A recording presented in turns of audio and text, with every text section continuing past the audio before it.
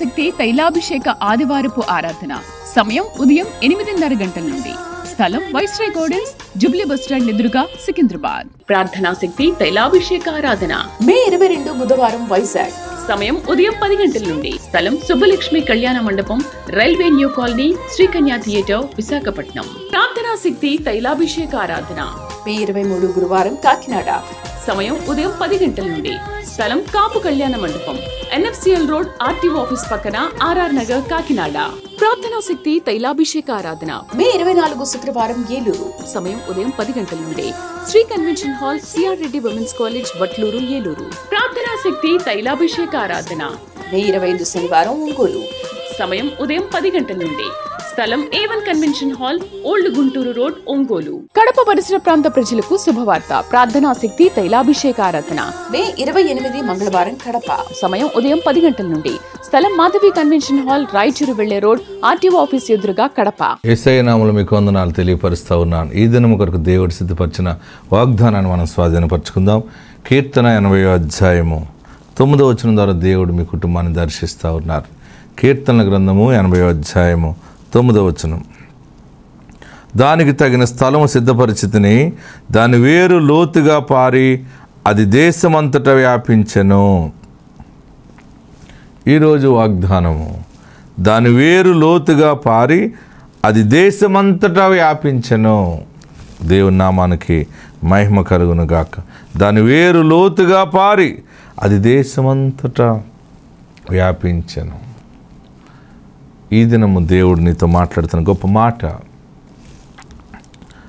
దేవుడు నిన్ను స్థిరపరిచాడు, నిలబెట్టాడు. ఈ స్థితి, ఈ భోగం ఎన్నాళ్ళు ఉంటుంది? మరలా తర్వాత ఏమైపోతాం? ఒకవేళ ఉద్యోగం పోతే ఏంటి? ఈ వ్యాపారం పోతే ఏంటి? కొన్ని పరిస్థితులు మనకి కష్టాలు ఎదురవుతూ ఉన్నాయి. లేకపోతే మనం ఎలా జీవిస్తాం? ఫ్యూచర్ ఏంటి? మన భవిష్యత్తు ఏంటి? అయ్యో ఎలా బ్రతకాలి? ఒకవేళ ఉన్న ఈ గోడు పోతే, ఈ ఆధారం పోతే ఏంటి అనే ఎన్నో సమస్యలతోటి ఆలోచనలు ఉన్న నీతో దేవుడు నిన్ను దర్శిస్తూ మాట్లాడుతున్నది ఏంటంటే, ఆయన నీ భవిష్యత్తుని, నీ బ్రతుకుని ఆయన ఆశీర్వాదకరమైనటువంటి వేరుతో, అంటే ఆ వేరు దేశమంతటా వ్యాపించింది. చెట్టుకి వేరు ఎప్పుడైతే బలముగా ఉంటుందో, ఆ చెట్టు చూడండి, మర్రి చెట్టును మనం చూస్తే దాని వేర్లు చాలా బలముగా వ్యాప్తి చెందుతూ ఉంటాయి. ఎంత పెద్ద చెట్టుగా ఉన్నా, దానికి ఎన్ని గాలి తుఫానులు ఎదురవుతున్నా సరే, వేరు లోతుగా ఉండటం, ఎక్కువ దూరం పారిన వేరున్న చెట్టు ఎప్పుడు కూడా పడిపోవటానికి అవకాశం ఉండదు. వేరు దూరముగా పారకపోతే అది ఎప్పుడైనా సరే పడిపోతుంది గాలి తుఫాన్లకి. ఈ దినము దేవుడు నీతో మాట్లాడుతున్నది ఏంటంటే, ఎటువంటి అప్పులు, సమస్యలు, రోగము, ఆవేదన, అన్యాయము, ఎన్ని తుఫానులు నీ మీదకి వచ్చినా దేవుడు నిన్ను స్థిరపరిచాడు. అది దేశమంతటా వ్యాప్తి చెందింది నీ వేరు. అంటే దేవుడు నిన్ను ఆత్మీయంగా స్థిరపరిచాడు, ఫైనాన్షియల్గా స్థిరపరిచాడు, భౌతికంగా అన్ని దీవెనలతోటి నీకు ఆయన నీ రూట్స్ మొత్తం చాలా దూరం వ్యాప్తి చెందింది. అంటే నీ జీవితంలో పడిపోతాను, నాకు కష్టం వస్తుంది, నేను సిగ్గుపరచబడిపోతాను అనే ఆలోచన నీ జీవితంలో రానివద్దని పరిశుద్ధాత్ముడు బయలుపరుస్తూ ఉన్నాడు. ఎంత గొప్ప మాట ద్వారా దేవుడు మాట్లాడుతాడంటే, దాని వేరు లోతుగా పారి లోపలికి వెళ్ళిపోయి భూమిలో దేశమంతటా వ్యాప్తి చెందింది. అంటే ప్రభు రాకడ పర్యంతరం నీ కుటుంబము అనాథులుగా ఉండరు, నీ కుటుంబము ఆశీర్వాదంగా ఉంటారు, నీ బ్రతుకు మధ్యాహ్నకాల తేజస్సు వలె మారుతుంది. అంటే నీ భక్తికి, నీ శక్తికి, నీ యొక్క భుక్తికి, అన్నిటికి దేవుడు మంచి రూట్స్ ఏర్పాటు చేశాడు, బలమైన వేర్లు ఏర్పాటు చేశాడు. అది లోతుగా వెళ్తుంది. అంటే ఆయన నీకు ఏది ఇచ్చినా కొంచెం ఆలస్యంగా ఇచ్చాడని అనుకుంటున్నావు, కానీ గొప్ప ఆశీర్వాదము జ్ఞానముగా ప్లాన్ చేసి స్థిరపరిచి నీకు అనుగ్రహించాడు. ఆ పరిశుద్ధాత్మ శక్తి నీకు తోడైండును గాక. ఆ దీవెన నీకు ప్రాప్తించును గాక. God bless you. యెషయా గ్రంథం తెరవండి, 60వ అధ్యాయము 1వ వచనం, 2వ వచనం, 3వ వచనం చదవండి. Isaiah chapter 60 verse 1, 2, 3. యెషయా గ్రంథము 60వ అధ్యాయము. బైబిల్ ఉన్నవారందరూ తెరవండి. ఇప్పటికీ దగ్గరగా 3 ఎపిసోడ్లుగా దీని వాక్యము నుండి మాట్లాడుకోవడం జరిగింది. 4వ ఎపిసోడ్గా దేవుడు మనకి బలమైన వర్తమానాన్ని ఇందులో నుండి అనుగ్రహిస్తూ ఉన్నారు. యెషయా గ్రంథం 60వ అధ్యాయము. నీకు వెలుగు వచ్చి ఉన్నది, లెమ్ము తేజరిల్లుము, యెహోవా మహిమ నీ మీద ఉదయించెను. చూడుము, భూమిని చీకటి కమ్ముచున్నది, కటిక చీకటి జనములను కమ్ముచున్నది. యెహోవా నీ మీద ఉదయించుచున్నాడు, ఆయన మహిమ నీ మీద కనబడుచున్నది. జనములు నీ వెలుగునకు వచ్చెదరు, రాజులు నీ ఉదయ కాంతికి వచ్చెదరు. ఒక వాగ్దానం ద్వారా పుట్టిన నేను దేవుడిచ్చిన వరముతో, అభిషేకముతో దేవుడు ప్రకటించమన్న మాటను ప్రకటిస్తున్నాను. మీ కుడి చేయి పైకెత్తండి. నీకు వెలుగు వచ్చి ఉన్నది. గట్టిగా ఆమేన్ అని చెప్పండి. ఆమేన్. వెలుగంటే ఎండ వచ్చి ఉన్నది అనలేదు అక్కడ. ఏంటి? ఎండ వచ్చింది అనలేదు, వెలుగు వచ్చి ఉన్నది. వెలుగు అంటే నోట్ చేసుకోండి, తేజస్. వెలుగు అంటే ఏంటి? తేజస్. వెలుగు అంటే దైవ స్వరూపం. వెలుగంటే ఏంటి? దైవ స్వరూపం. వెలుగంటే మహిమ స్వరూపం. తేజస్. తేజస్ అంటే ఏంటి చెప్పండి? ఆ మంచి ఆరోగ్యం ఉన్నవాడు మనిషి ముఖం ఎలాగుంటుంది? అబ్బా ఎంత బాగున్నాడో, అబ్బా ఆమె ఎంత బాగుందో అంటాం. ఆమె లోపల కిడ్నీ దెబ్బతినేసింది అనుకోండి, లివర్ పోయింది అనుకోండి, బ్లడ్ ఇన్ఫెక్షన్ వచ్చింది అనుకోండి, ఆమె ముఖము, ఆ మనుషుడి ముఖం ఎలాగుంటుంది? తేజస్సు ఉంటుందా? ఎలా ఉంటుంది చెప్పాలి?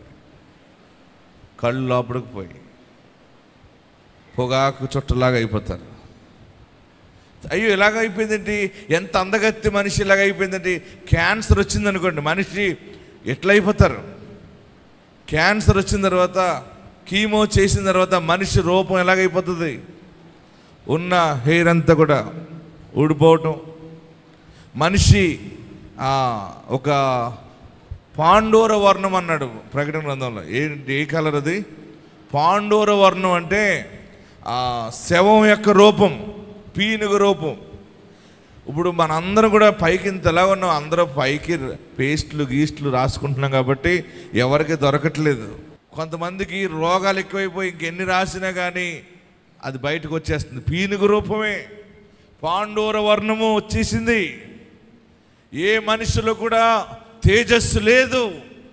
కానీ ఈ దినము దేవుడు నీకు ఈ ప్రార్థనా శక్తి పరిచర్య ద్వారా పరలోకము నుండి నీతో మాట్లాడుతున్న మాట ఏంటంటే, నీకు ఇస్తున్న గొప్ప ఆశీర్వాదం ఏంటంటే, నీకు వెలుగు వచ్చి ఉన్నది.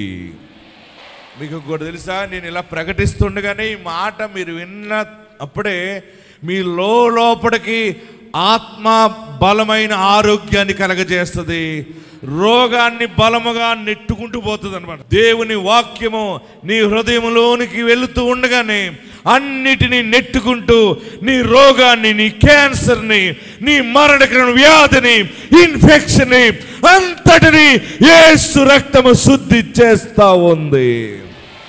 దేవుని కనపరచండి. పనికి మాలిన చోట ఏలైటం కాదు, పనికొచ్చే దేవుని దగ్గర కేకలు వేయాలి, ఏలు వేయాలి. నీకు వెలుగు వచ్చి ఉన్నది, నీకు వెలుగు వచ్చి ఉన్నది, నీకు వెలుగు వచ్చి ఉన్నది. లెమ్ము తేజరిల్లుము. ఏంటి వెలుగు? వెలుగంటే చెప్పండి, తేజస్. అంటే ఈ నెల, ఈ దినము, ఈ క్షణమే మీ రోగము ఆరోగ్యముగా మార్పు చెందింది. మీరు మరలా ఇంటికి వెళ్ళి చెక్ చేసుకోండి. అవసరమైతే నువ్వు విశ్వసిస్తే హాస్పిటల్ కూడా వెళ్ళి రిపోర్ట్ తీసుకో, అన్ని నార్మల్ వచ్చి తీరుతాయి కంపల్సరిగా. ఇది దేవుని వాక్యము. నీకు వెలుగు వచ్చి ఉన్నది, నీ రోగము, నీ వ్యాధి సంపూర్ణంగా విడుదల విడుదల విడుదల. ఆమేన్. నీకు వెలుగు వచ్చి ఉన్నది. చనిపోతాను అనుకుంటున్నావేమో, చనిపోతావని డాక్టర్లు కూడా చెప్పారేమో, కానీ నువ్వు చనిపోవు. తిరిగి పక్షిరాజు బలము ధరించుకుని దేవుని సాక్షిగా ఉంటావు. హల్లెలూయా. వెలుగు అనగా తేజస్సు, వెలుగు అనగా దేవుని మహిమ, దేవుని స్వరూపము. వెలుగు అనగా దేవుడు. వెలుగంటే ఎవరు? యోహాను రాసిన మొదటి పత్రిక 1వ అధ్యాయము 5వ వచనం చదవండి. 1 John chapter 1 verse 5. మేము ఆయన వలన విని మీకు ప్రకటించు వర్తమానమేమనగా, ఇదిగో మేము ఆయన వలన విని మీకు ప్రకటించు వర్తమానమేమనగా, దేవుడు వెలుగై ఉన్నాడు. దేవుడు వెలుగై ఉన్నాడు. ఆయన యందు చీకటి ఎంత మాత్రము చూడండి, లేదు. ఆయన యందు చీకటి ఎంత మాత్రము లేదు. ఆమేన్.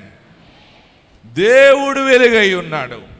ఇక్కడ యెషయా ప్రవక్త ద్వారా దేవుడు మనకిచ్చిన వాగ్దానం ఏంటంటే, నీకు వెలుగు వచ్చి ఉన్నది.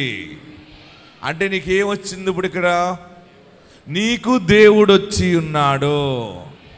ఏ దేవుడు రావాలని కోరుకున్నావో, ఏ భగవంతుడు నా ఇంటికి వస్తే బాగుపడతానని కోరుకున్నావో, యేసు నీ ఇంటిలో అడుగు పెట్టాడు. యేసు నీ ఒంటిలో అడుగు పెట్టాడు. ఇక నీ కార్యములు వెలుగుగా ఉంటాయి. ఇక దరిద్రం ఉండదు. నీ ఇల్లు దీవెనగా మారుతుంది.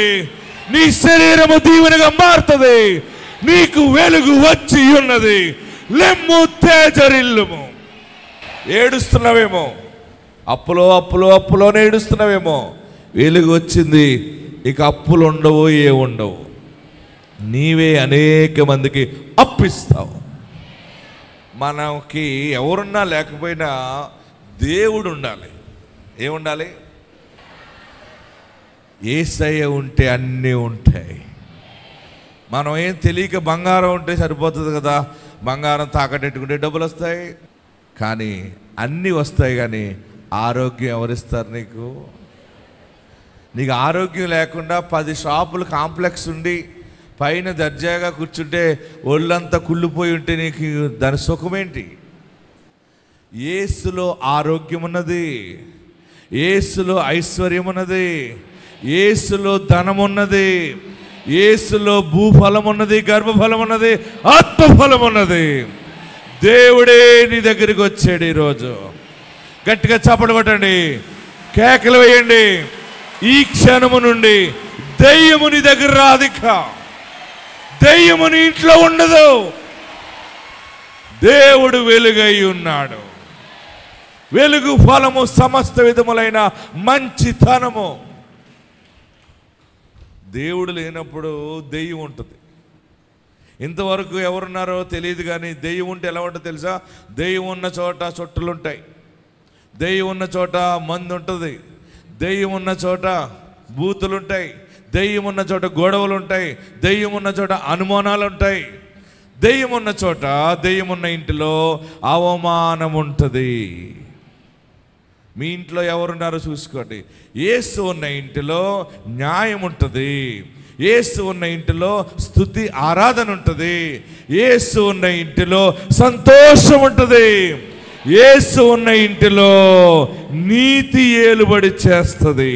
నీతిమంతుడు ఖర్జూర వృక్షం వలె మవ్వు వేస్తాడు. ఒకవేళ మీ ఇంట్లో అనుమానమే, నీ భర్త నిన్ను అనుమానిస్తున్నాడని ఏడుస్తున్నావా? నీ భార్య నిన్ను అనుమానిస్తుందని ఏడుస్తున్నావా?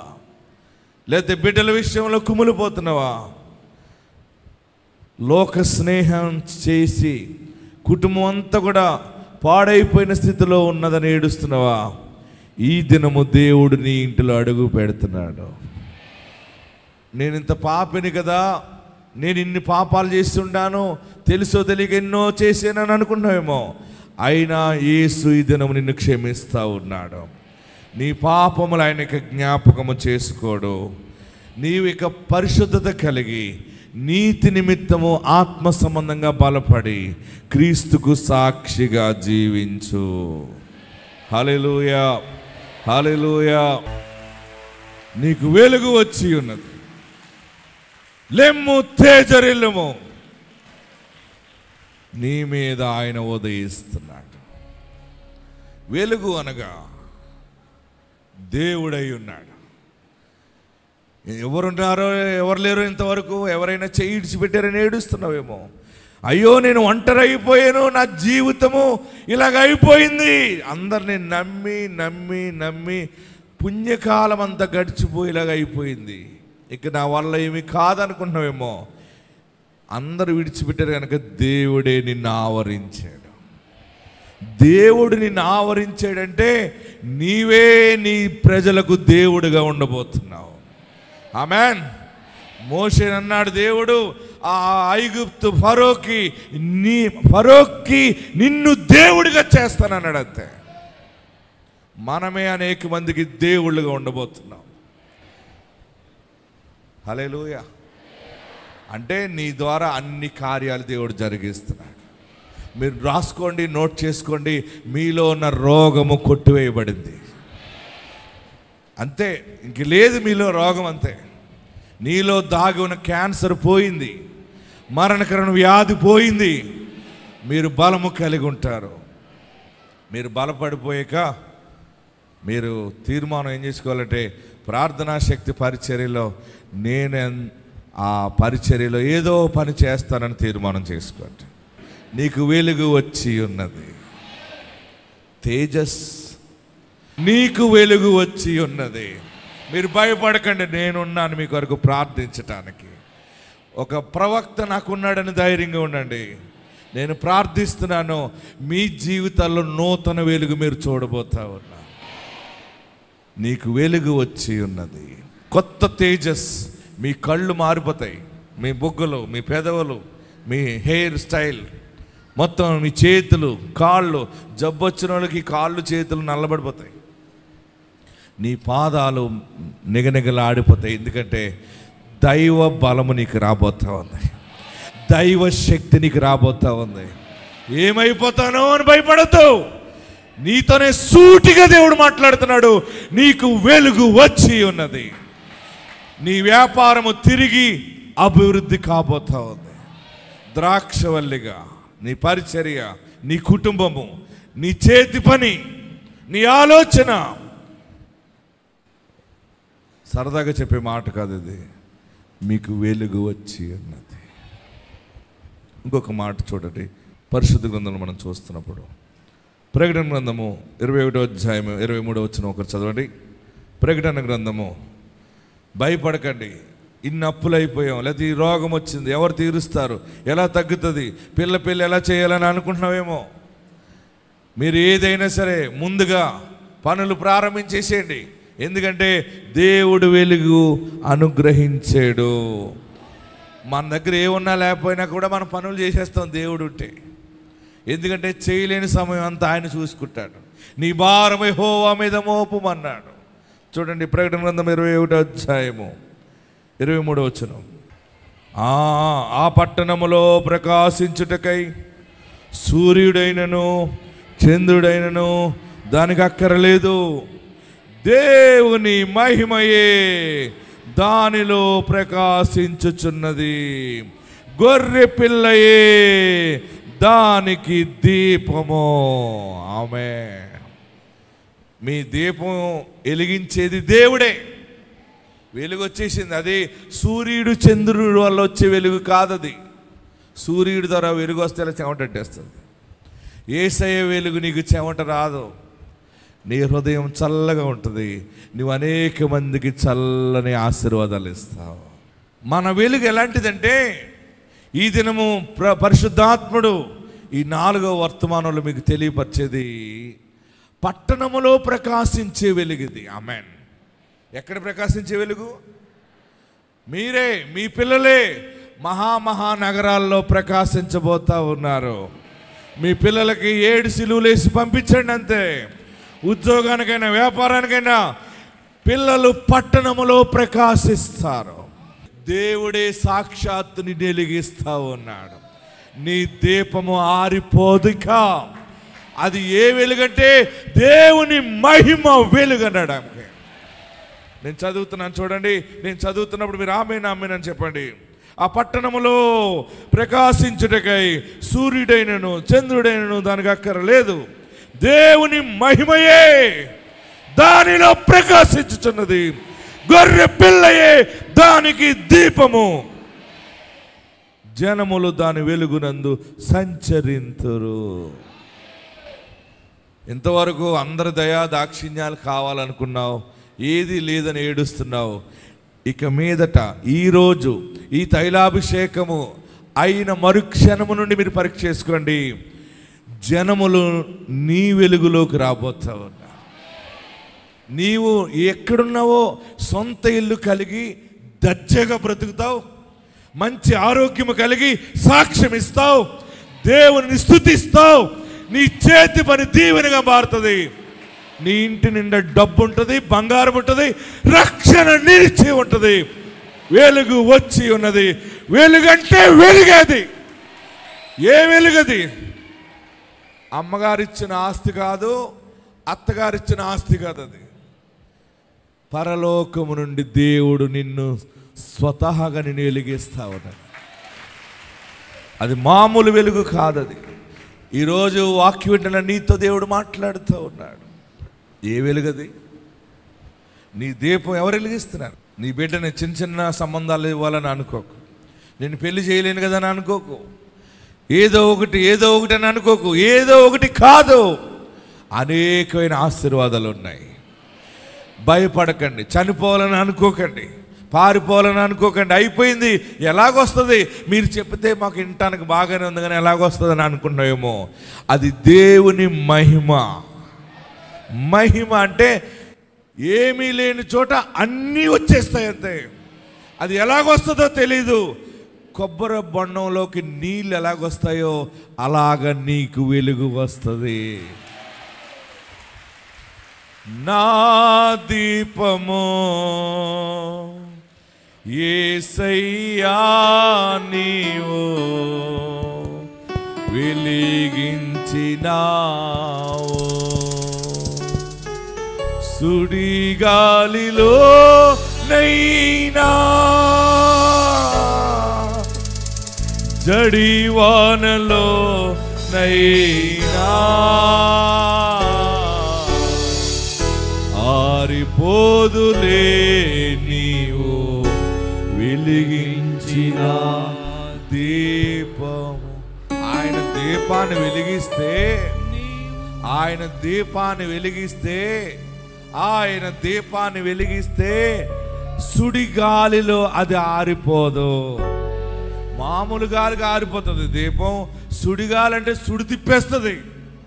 ఒకడొచ్చి బాధ పెడతాడు, ఇంటికి వచ్చి అప్పులోడు అడుగుతాడు, అప్పుడే రోగం వస్తుంది, అప్పుడే మరొక అప్పులోడు వచ్చేస్తాడు. ఏంటి ప్రభువా ఇది? ఇంత బలహీనమైన స్థితి, నేను బ్రతకలేను, ఇన్ని అప్పులు, ఇన్ని రోగాలు, ఇంత మానసిక క్షోభ. అప్పులోకి సమాధానం చెబుతూ బలహీనంగా ఉండి హాస్పిటల్కి వెళ్దాం అనుకునే సమయంలో అల్లుడు వదిలిపెట్టేయడానికి కూతురు ఇంటికి బ్యాగ్ సర్దుకుని వచ్చేసిన కష్టం, ఎన్నో రకరకాల బాధలు, లేని నిందలు, నిన్ను వ్యభిచారని నింద వేస్తారు కొందరు. నీవు పాపాత్మురాలు అని ఉండవచ్చు. ప్రభువా ఇన్ని నిందలు నా మీద పడుతున్నాయి, నేను బ్రతకలేనని అనుకున్నావేమో. కానీ దేవుడు నిన్ను వెలిగించాడు. నిన్ను వెలిగించింది దేవుడు. మీరు బలముగా నమ్మండి, నీకు వెలుగు వచ్చి ఉన్నదని చెప్తా ఉన్నాడు. దేవుడు మీ మీద ఉదయించి ఉన్నాడు. ఆయన ఉదయ కాంతి మీరు చూడబోతా ఉన్నారు. అందరూ లేచి నిలబడండి. బలమైన ఆశీర్వాదంతో మనం వెళ్ళబోతా ఉన్నాం. ఎక్కడున్నవారు అక్కడ లేచి నిలబడండి. ప్రభువా నన్ను వెలిగించేవా, నాకు వెలుగిచ్చేవా, నీవు నాకు వెలుగుగా ఉన్నావా, నీకు వెలుగు వచ్చి ఉన్నది. లెమ్ము తేజరెల్లుము. వెలుగు లేదని ఏడ్చావు కదా, చేతిలో పైసలు లేవని ఏడుస్తున్నావు కదా, మెడలో బంగారం లేదు, తాకట్లు అయిపోయింది, ఉన్నది అమ్మేసుకున్నామని ఏడుస్తున్నావా? ఉన్న ఇల్లు అమ్ముకోవాల్సి వచ్చింది, అప్పులు తీరలేదని ఏడుస్తున్నావా? ఆదాయం లేదని ఏడుస్తున్నావా? నీకు ప్రార్థనా శక్తి ఉన్నది. ప్రార్థనా శక్తి ద్వారా దేవుడిస్తున్న మాట ఏంటంటే నీకు వెలుగు వచ్చి ఉన్నది. నన్ను ఎవరు పెళ్లి చేసుకుంటారు, నా కోసం ఎవరు ఆలోచిస్తారు, నా జీవితం కోసం ఎవరికి బాధ్యత ఉందని ఏడుస్తున్నావా? నీకు వెలుగు వచ్చి ఉన్నది. నీ పెళ్లి దేవుడు చేస్తున్నాడు, నీ ఇల్లు దేవుడు కట్టిస్తున్నాడు. ఆయనే పరమ వైద్యుడిగా నిన్ను బాగు చేస్తున్నాడు. ఆయన నీకు సహకారిగా ఉండబోతున్నాడు. ఆయన నీకు కాపరిగా ఉన్నాడు. ఆయన నీకు ఉద్యోగం అనుగ్రహిస్తా ఉన్నాడు. ఆయన నిన్ను బ్లెస్ చేస్తా ఉన్నాడు. అయ్యా, నీ ఎదుట చేసిన ప్రతి పాపమును క్షమించు, నన్ను పరిశుద్ధపరచు. నాకు నీ వెలుగు కావాలి, నాకు నీ వెలుగు కావాలి, నాకు నీ వెలుగు కావాలి. ఆగని హోరులో ఆరిన నేలపై సైన్యములకు అధిపతిగా నడిపించేవా? యేసు నీ పక్షముగా ఉన్నాడు. యేసే నీకు వెలుగై ఉన్నాడు. నాకు అన్యాయం జరిగింది, నన్ను అందరూ వదిలిపెట్టేశారు, నాకు ఏ తోడు నీడ లేదనుకుంటున్నావా? దేవుడే నీకు వెలుగై ఉన్నాడు. దేవుడే నీకు వెలుగై ఉన్నాడు.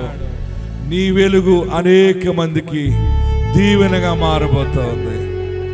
నా జీవితం మూడైపోయిందని అనుకుంటున్నావు కదా, నీ జీవితాన్ని చిగురింప చేస్తున్నాడు. నీ జీవితాన్ని నూతన చిగురుతో నింపుతూ ఉన్నాడు. నన్ను ఆశీర్వదించు బాబు, నన్ను ఆశీర్వదించని అడిగాను. ఈ దినాన్ని నన్ను బ్లెస్ చేసావు, నాకు వెలుగు వచ్చిందని చెప్పావు. నన్ను వెలిగించేవా బాబు, నన్ను దీవించేవా బాబు. ఈరోజు నేను ఆశీర్వదించబడ్డాను నమ్ముతున్నానని మీరందరూ ప్రార్థన చేయండి. దేవుని ఎదుట మీ పాపాలు ఒప్పుకోండి. ఇక మీ వెలుగు అన్ని విధాలుగా మంచి ఫలముగా మారబోతా ఉంది. హల్లెలూయా, హల్లెలూయా, హల్లెలూయా.